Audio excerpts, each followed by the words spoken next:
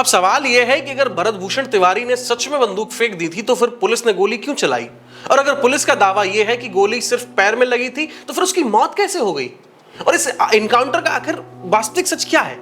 इन सवालों के जवाब कौन देगा? बिहार के भोजपुर के चर्चित भरत भूषण तिवारी एनकाउंटर केस में अब कई नए घटनाक्रम एक एक करके सामने आए हैं।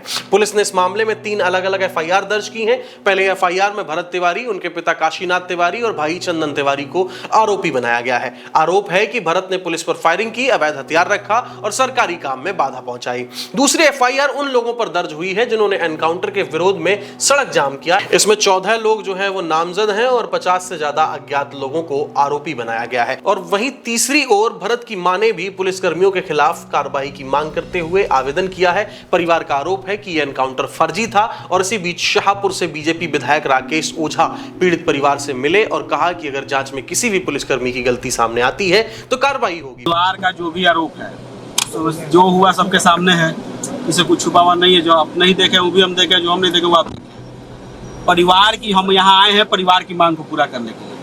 परिवार और गांव की जनता का जो भी मांग है, जो भी इस इनकाउंटर पर सवाल उठ रहा है, उसका हम लोग जांच करवाएंगे और परिवार की कुछ और भी मांगे हैं उसको लेकर हम माननीय मुख्यमंत्री जी से मुलाकात करेंगे। क्या परिजन की क्या मांगे हैं? सबके सामने तो उन्होंने रखा था, आपको लिखित रूप में उन्होंने दिया है। जो भी मांग करेगी सभी मांगों को हम लोग सरकार तक रखेंगे।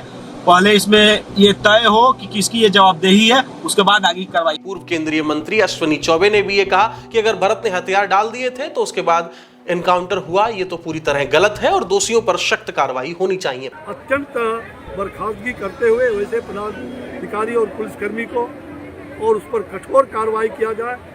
मृत्यु दंड भी अगर देने की आवश्यकता न्यायविद को पड़े तो वो मृत्यु दंड देने का भी ये निश्चित रूप से सरकार, कानून से ऊपर कोई नहीं, चाहे सरकार में कोई हो, मैं रहूं या कोई नहीं, जो भी गलत काम किया है उस पर कठोर कार्रवाई होनी चाहिए। बिहार के शिक्षा मंत्री मिथिलेश तिवारी ने भी कहा कि अगर भरत ने सरेंडर कर दिया था तो फिर उस स्थिति की निष्पक्ष जांच होनी चाहिए। विक्षिप्त लड़का था, क्योंकि एक दिन पहले ही पुलिस का बयान है कि वो विक्षिप्त है।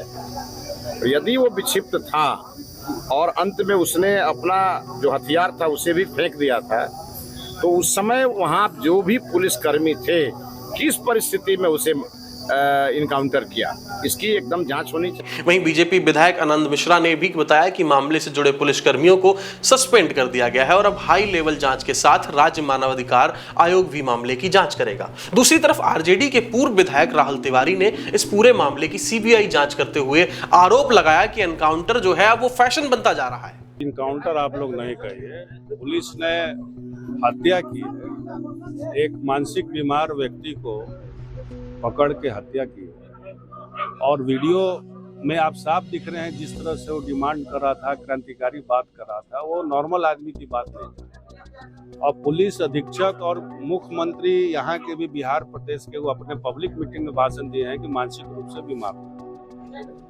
लेकिन इनकाउंटर का ऐसा फैशन राजनेता लोग बना दिए हैं, उत्तर प्रदेश से बीमारी अब बिहार में आ गई कि लोग अब काउंटर करने के लिए पुलिस जो है अपने आप से बढ़ने के लिए कि हमको अब हथियार दिखा दिया, उसको ये मतलब ही नहीं है कि वो आदमी अपराधी है कि नहीं है, मानसिक रोगी है कि नहीं है, उसको वाहवाही लूटने के लिए हत्या की।